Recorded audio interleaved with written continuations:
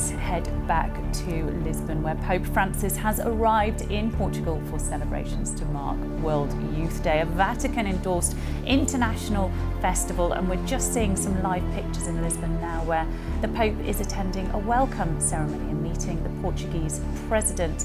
And it is likely, though, we're seeing wonderful pictures now, but it is likely that this visit may be overshadowed by a recent official report detailing the sexual abuse of nearly 5,000 children by Portuguese clergy, mainly priests, over a 70-year period. Well, let's cross live now to Alison Roberts, who is in Lisbon for us. And Alison, we're just seeing that lovely welcome ceremony, but in the backdrop, there are some serious allegations and a serious report that may overshadow this.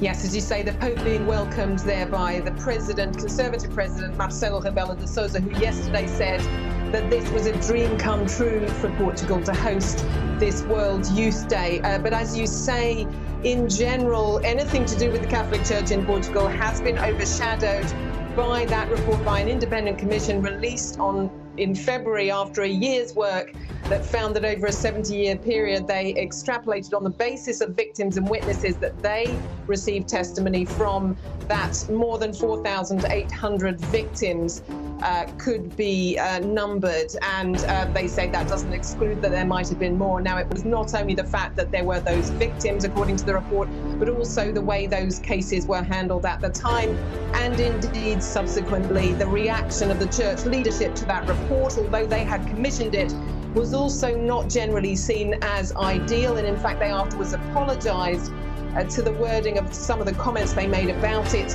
And this is, of course, an issue that Pope Francis himself has made a very central one to his papacy, repeatedly urging the leadership of churches in different countries to get a grip on this problem and deal with it. And he'll be meeting with some victims in Portugal while he's here, but that meeting is going to be extremely discreet. According to the Cardinal Patriarch of Lisbon, the most senior churchman here, even he didn't know where it would be taking place. And yes, he is going to be, well, we understand he's going to be meeting some of the victims of this child sex abuse scandal.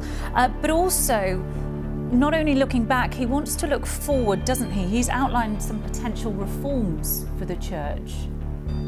That's something that's been very characteristic of his papacy, of course.